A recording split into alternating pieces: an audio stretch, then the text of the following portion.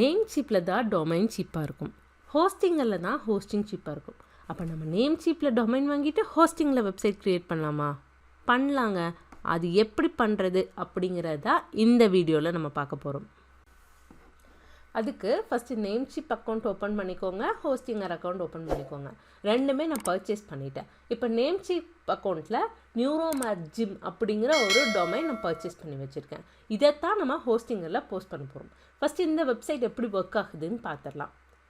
இப்போ இதை கொடுத்தீங்கன்னா ஒரு எம்டி ஸ்க்ரீன் தான் வரும், சைட் கான் பி ரீச். இது எப்படி ஆக்டிவாக ஒர்க் பண்ண வைக்கிறது அப்படிங்கிறத இந்த வீடியோவில் பார்க்க போகிறோம். இப்போ ஹோஸ்டிங்கருக்குள்ளே போய்க்கோங்க. ஃபஸ்ட்டு என்ன பண்ணணும் அப்படின்னா, டேரெக்டாக நம்ம வெப்சைட்டை க்ரியேட் பண்ணிடலாம். வெப்சைட் அப்படிங்கிறத செலக்ட் பண்ணிக்கோங்க. இதில் போயிட்டு create or migrate a website அப்படிங்கிறத கொடுத்துக்கோங்க. Skip I don't want personalise எக்ஸ்பீரியன்ஸுங்கிறத செலக்ட் பண்ணிக்கிட்டு க்ரியேட் அ நியூ வெப்சைட் அப்படிங்கிறத செலக்ட் பண்ணிக்கோங்க. இங்கே வந்து வேர்ட்ப்ரெஸ் அப்படிங்கிற ஆப்ஷன் சூஸ் பண்ணிக்கோங்க.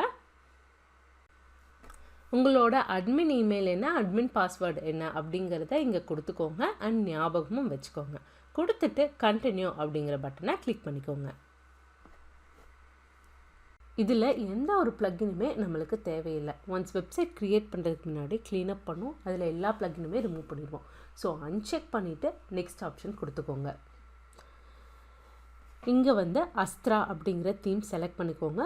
பிகினருக்கு அந்த தீம் ரொம்ப நல்ல ஒரு ஆப்ஷன். இங்கே தான் நம்மளோட டொமைனை லிங்க் பண்ண போகிறோம். நேம்சீப்லேருந்து இருக்கக்கூடிய டொமைனை இங்கே லிங்க் பண்ண போகிறோம்.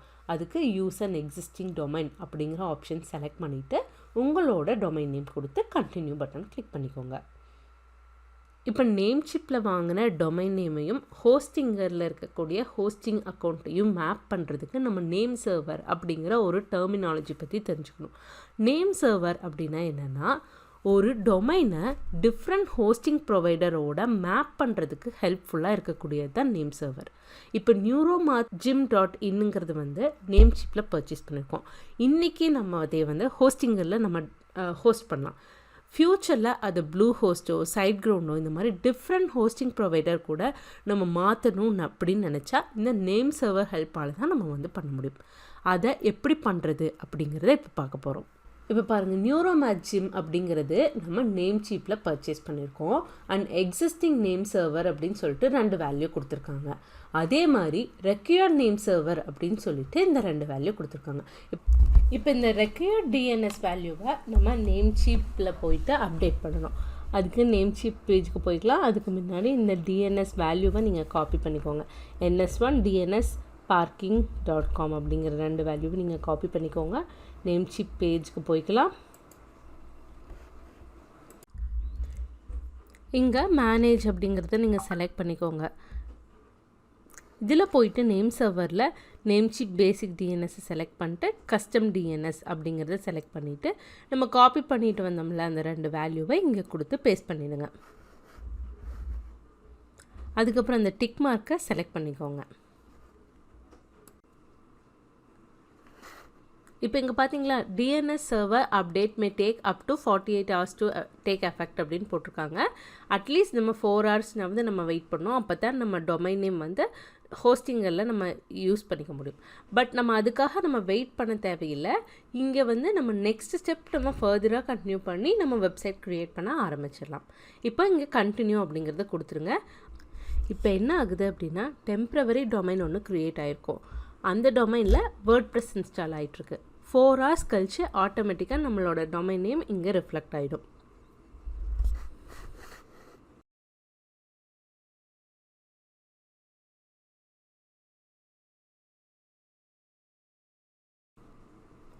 அவ்வளோதாங்க, நம்ம ஹோஸ்டிங்கரில் வேர்ட்ப்ரெஸ் இன்ஸ்டால் பண்ணியாச்சு.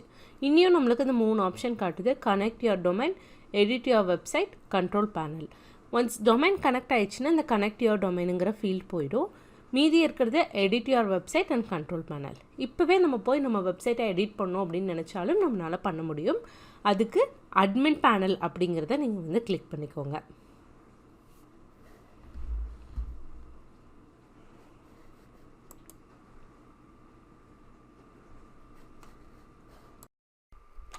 இதுதான் நம்ம வேர்ட்ப்ரெஸ் டேஷ்போர்ட். நம்ம சூஸ் பண்ண தீம் வந்திருக்கு பார்த்தீங்களா, அஸ்ட்ரா. அஸ்ட்ரா வந்து பிகினருக்கு ரொம்ப ஈஸியான ஒரு தீம். ஃபஸ்ட்டு ஸ்டெப்பாக நம்ம இந்த அஸ்ட்ரா தீமை ஒர்க் பண்ணுறதுக்கு என்ன பண்ணலாம் அப்படிங்கிறது பார்ப்போம். என்றைக்குமே நீங்கள் ஒரு வெப்சைட் க்ரியேட் பண்ணுறீங்க அப்படின்னா அதை ஃபஸ்ட்டு நீங்கள் க்ளீனப் பண்ணணும். க்ளீனப் பண்ணுறதுக்கு ப்ளக்கின்ஸ்குள்ளே போய்க்கோங்க. ப்ளக்கின்ஸில் போய்ட்டு எல்லாத்தையும் செலக்ட் பண்ணி டீஆக்டிவேட் பண்ணிவிட்டு டெலீட் பண்ணணும். இப்போ நான் வந்து அதை டீஆக்டிவேட் செலக்ட் பண்ணாதங்காட்டிக்கு நம்மளுக்கு அது ரிஃப்ளெக்டே ஆகலை. பட் நம்ம மறுபடியும் எத்தனை தடவை நீங்கள் டெலீட் பண்ணாலும் ஒரு ப்ளக்கின் ஆக்டிவாக இருந்ததுன்னா அதை டெலீட் பண்ண முடியாது. அதை நீங்கள் டீஆக்டிவேட் பண்ணிட்டு தான் நம்ம பண்ணணும். ஸோ மீன்வைல் நான் வந்து இந்த ஸ்டார்டர் டெம்ப்ளேட்டோட ப்ளக்கினையும் நான் இன்ஸ்டால் பண்ணி விட்டுறேன். இன்ஸ்டால் ஸ்டார்டர் டெம்ப்ளேட்ஸ்ன்னு இருக்குங்களா, அதை கிளிக் பண்ணிக்கோங்க. இன்ஸ்டால் ஆகிடும், அதுவே ஆக்டிவேட்டும் ஆகிடும். இப்போ நம்ம போய் அதை டீஆக்டிவேட் கொடுத்துடலாம். ப்ளக்கின்ஸை டீஆக்டிவேட் கொடுத்துட்டு நெக்ஸ்ட்டு கொடுக்கலாம்.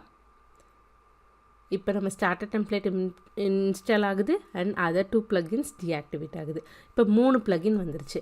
இப்போ நம்ம ஸ்டார்டர் டெம்ப்ளேட் ப்ளக்கின் நம்மளுக்கு தேவை, அதை மட்டும் வச்சுக்கிட்டு மீதி இருக்கக்கூடிய 2 ப்ளக்கினையும் டெலீட் பண்ணி விட்டுறலாம்.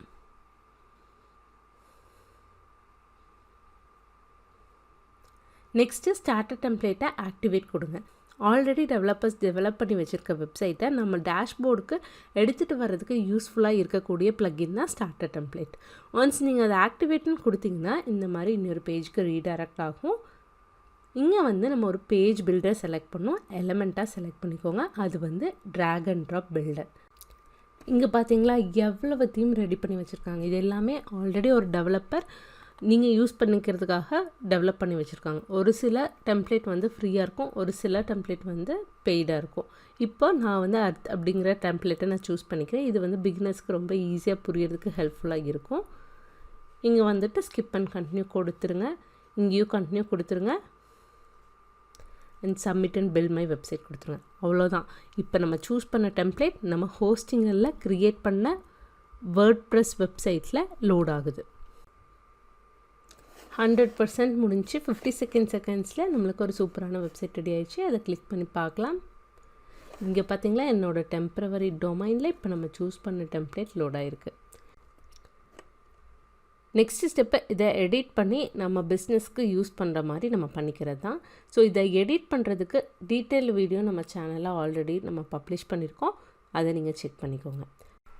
ஸோ இப்போ நம்ம கொஞ்சம் நேரம் கழித்து வந்திருக்கோம்.